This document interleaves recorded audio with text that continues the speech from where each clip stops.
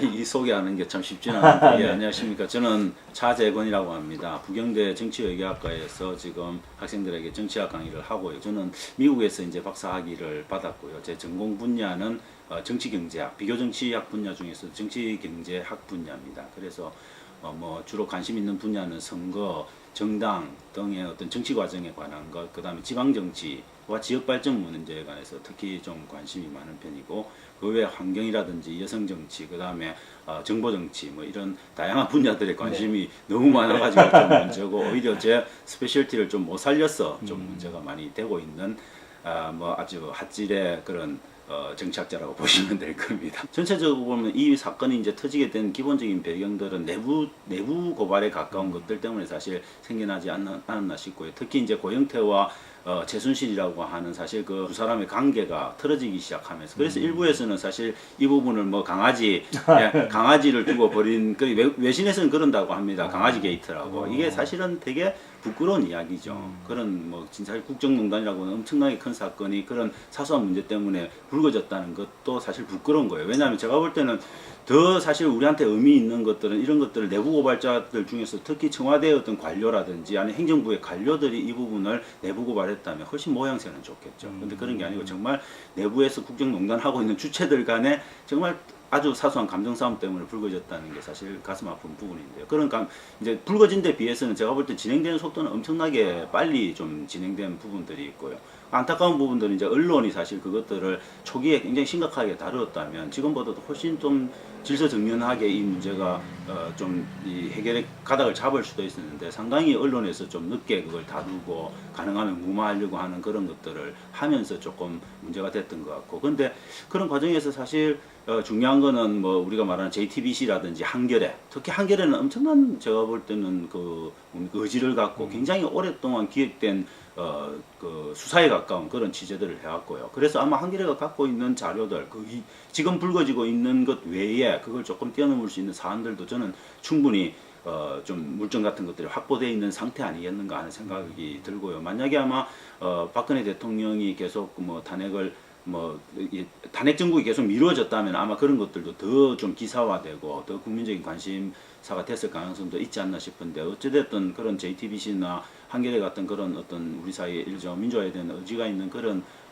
돼서 사실 그 문제들을 정리를 해가지고 이제 불거지게 되고, 그 다음에는 이제 검찰이 또 좀, 원래는 사실 검찰은 권력의 편에 서야 되는데 이번엔 검찰이 조금 그런 부분에서 앞서 나간 부분들도 이 부분에 있죠. 그래서 검찰의 어떤 수사들이 계속 언론을 타면서 국민적인 공분을 일으키고, 그런 것들이 이제 촛불 민심으로 모아져서 지금에 걸쳐서는 어제 7차 집회가 했었죠. 7차 집회까지 거의 연인은 한 600만 명, 700만 명에 가까운 그런 정말 시민사회 동원 능력들을 유감없이 보여주는 그런 것들을 하면서 결국은 탄핵을 국회의 탄핵 심판을 이끌어내고, 그죠. 근데 그런 과정에서 대통령이 참 안타까운 부분은 계속 거짓말하고 무마하려고 하는 그런 모습들을 보여주면서 국민들이 오히려 그런 부분에 대해서 명확한, 제가 볼 때는 의지를 가졌던 것 같아요. 그래서 언론도 그렇고 사실 정치권도 그렇고 국민을 오히려 뒤따라가는, 국민의 앞선 의지를 따라가지 못하는 형태로 가면서 대한민국의 민주주의가 사실 그동안 많은 문제점들이 있다라고 지적을 해왔는데 여전히 참 시민 권력은 살아있구나 하는 것들을 느끼게 해준 그런 게이트가 아니었나 싶습니다. 이제는 뭐 탄핵 사실 심판 이제 그 헌재에 넘어갔기 때문에 공이 탄핵 심판을 남겨둔 상태지만, 제 개인적인 생각으로는 탄핵을 인용하는 데는 크게 문제는 없지 않을까 싶은 생각입니다. 저는 이 촛불 집회가 가지는 의미는 사실 그동안 우리가 보수 정권 하에서 8년 정도를 겪어오면서 굉장히 정말 이렇게 자기의 정치적인 어떤 성향들을 사실 숨기는 그런 유권자들도 굉장히 많았고요. 전체적으로 우리 진보 진영 안에서도 어떤 말을 하거나 어떤 사안들을 갖고 토론을 할 때 정말 자기 검열에 가까운 그런 조심을 하게 되는, 뭐 초기에 사실 더민주당의 어떤 지도부가 보였던 것들도 사실은 탄핵을 갈 거냐 말 거냐를 갖고 우왕좌왕 했던 모습들이 사실은 그동안 8년 동안 워낙 당응해 왔기 때문에 자기 검열의 효과가 나타난 거거든요. 근데 문제는 그런 것들을 사실 국민들이 앞서서 그걸 깨쳐나가는 모습들을 보여줬던 거. 그래서 저는 굉장히 중요한 게 이제 대중정치에 있어서 정말 시민 뭐냐, 국민이 뭐냐, 정말 주권자가 민주주의의 집권자가 얼마만큼 중요한 건가 하는 부분들을 일깨워줬다는 데 저는 굉장히 의미가 좀 있다고 생각을 하고, 그 다음에 또 한 가지 중요한 거는 그동안 우리가 정말 설마 하고 욕을 한편으로는 근데 박정희 대통령 시절에 엄혹했던 군사정권 시절에 있었던 문제들이나 그다음 그 이후에 그 딸인 이제 박근혜 대통령이 해왔던 것들을 사실 비판적으로 바라보면서도 저희들 스스로도 사실 진보진영 스스로도 어떤 면에서는 경제 성공의 어떤 그 신화에 사실은 되게 물들어 있었다고 봐야 돼요. 근데 문제는 그런 부분을 깨쳐 나갈 수 있는 굉장히 중요한 한 축이 이제 떨어져 나가는 그런, 저는 한국 현대사에서 굉장히 중요한 하여튼 이정표가 되는 그런 사건이었다고 보고, 특히 저는 한국에서 중요한 거는 경제적으로는 저희들이 사실은 성장을 많이 해왔고 국민소득 3만 불 시대를 가고 있는 국가이기 때문에 저희들은 경제적으로는 근대의 수준을 이미 넘어선 탈근대 사회라고 봐야 돼요.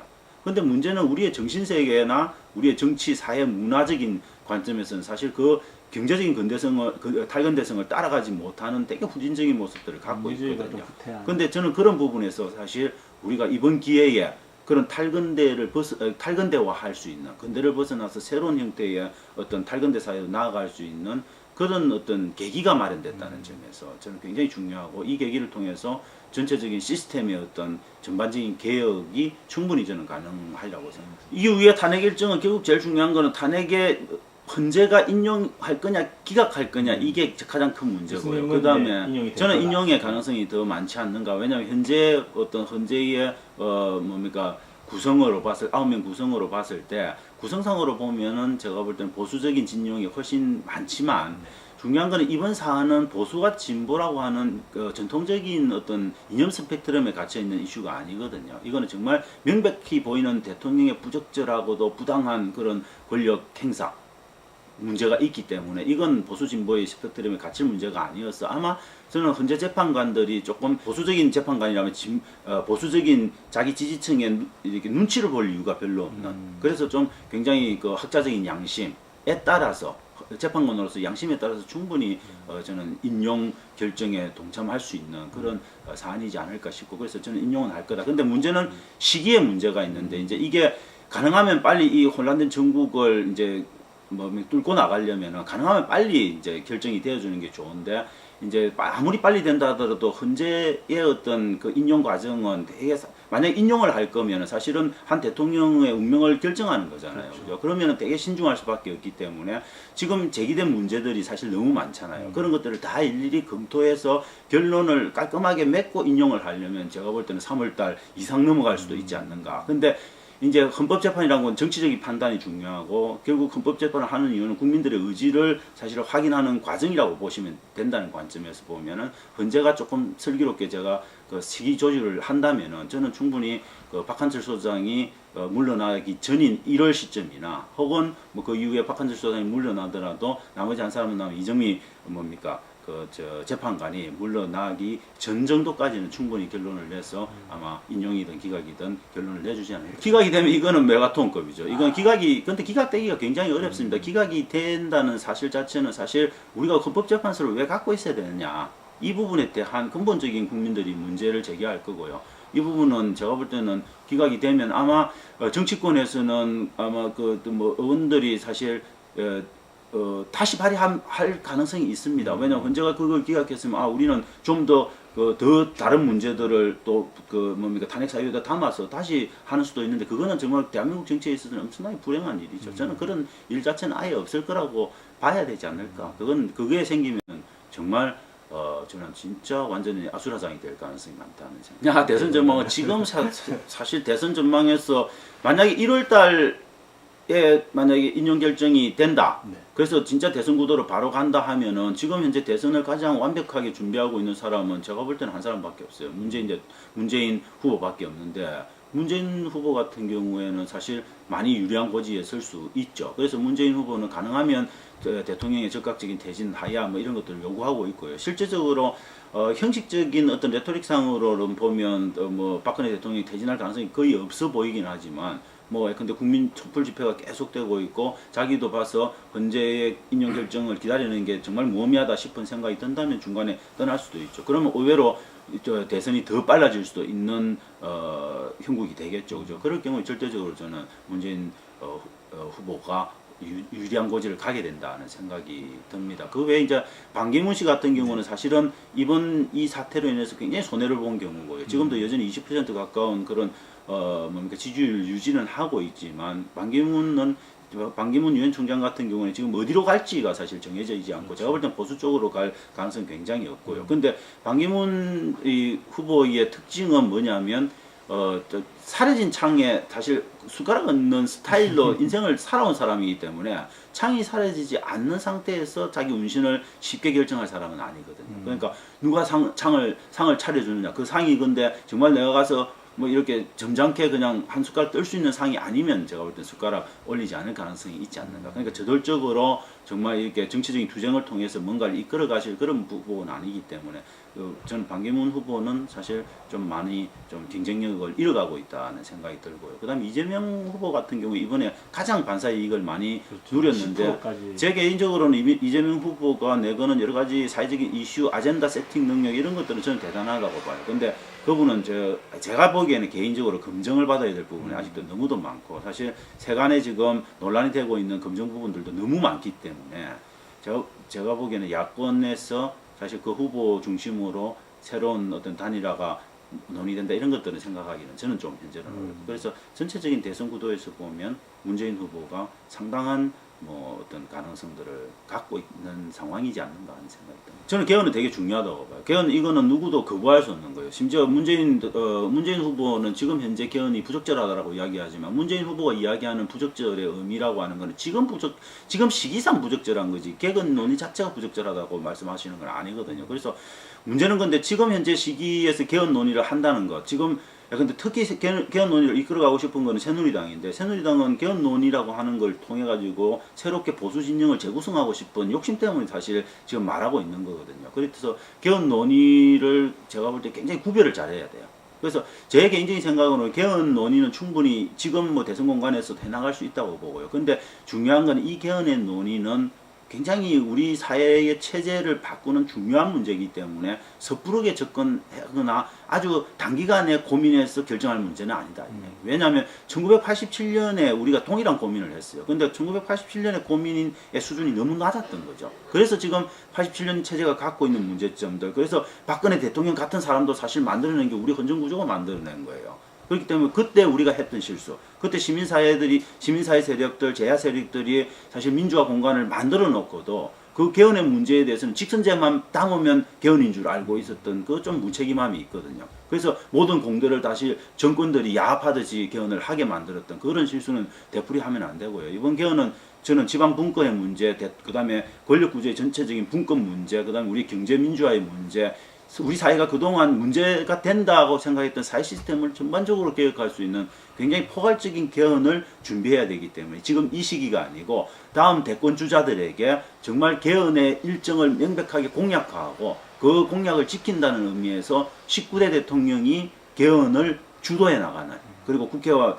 협의해서 개헌을 주도해 나가는 그런 형태로 요구를 하고 그 다음에 19대 대통령이 들어서는 순간부터 개헌 특위를 뭐 정범부적인 차원, 그러니까 국회까지 포괄하는 그런 차원에서 구성해서 국민들의 의지를 모으고 의사를 모아서 개헌을 하고 그 개헌 하에서 제7공화국을 새로 여는 그런 저는 과정들이 필요하지 않는가 싶습니다. 예, 뭐 또 근데 고 노무현 대통령이 깨어있는 시민의 중요성을 굉장히 강조하셨잖아요. 저는 이번 촛불 집회, 촛불 시위가 그런 정말 노무현 대통령이 살아서 계실 때 말씀하셨던 그런 종류의 어떤 정신을 그대로 구현한 사례가 아닌가 싶습니다. 사실은 우리가 보수적인 그런 정권 하에서 사실 8년 뭐 9년 가까이 보내면서 뭐 아까 말씀드렸던 그런 자기검열의 문제도 있었고 많은 사실 민주주의가 퇴행하는 그런 모습들을 보였는데 그럼에도 불구하고 민주주의는 항상 우리 마음속에 국민들의 마음속에 있었던 거죠. 그런 부분에서 저는 국민들의 이 지금 우리가 진짜 좀 조심해야 되는 건 한국 정치는 소용돌이 정치예요. 한국 정치는 뭐냐면 소용돌이 확 몰아치고 나면 순간 잊어먹는 성향이 강하거든요. 그래서 사실 외국에서 우리나라 국민들을 비하해서 쥐떼다 뭐 이런 표현을 해서 문제가 된 적도 있지 않습니까? 그런 어떤 우리 나름대로 내부에 있는 그런 성향들에 대해서 조금 우리 스스로가 좀 이 조심할 필요가 있는 거죠. 그래서 이 문제는 이건 그냥 대통령 한 사람을 끌어내리는 문제만이 아니다. 이건 정말 우리 사회가 그동안 고질적으로 있었던 문제들을 완전히 고치는 문제고, 그리고 대한민국이 앞으로 새로운 발전을 하기 위해서 정말 뭔가 완벽한 디딤돌을 만들어야 되는 거기 때문에 시민들이 지금 그런 과정들을 통제하고 감시하지 않으면 그 누구도 언제든지 우리 정치는 복원력이 있는 거죠. 과거로의 복원력이 있기 때문에 그 복원을 하지 않게 만들려면 결국 시민의 감시, 이게 뭐 제가 볼 때는 알파고 오메가지 않는가. 시민은 살아야 되잖아요. 사는데 우리 삶이 사실 팍팍하기 때문에 사는 것도 힘든데 그걸 감시하고 이러기 힘들거든요. 그러면은 중요한 거는 감시가 저절로 되는 자동적인 감시 체계 시스템을 시민의 손으로 만들어내는, 그래서 이제 개헌이 또 그만큼 중요한 문제인 거죠.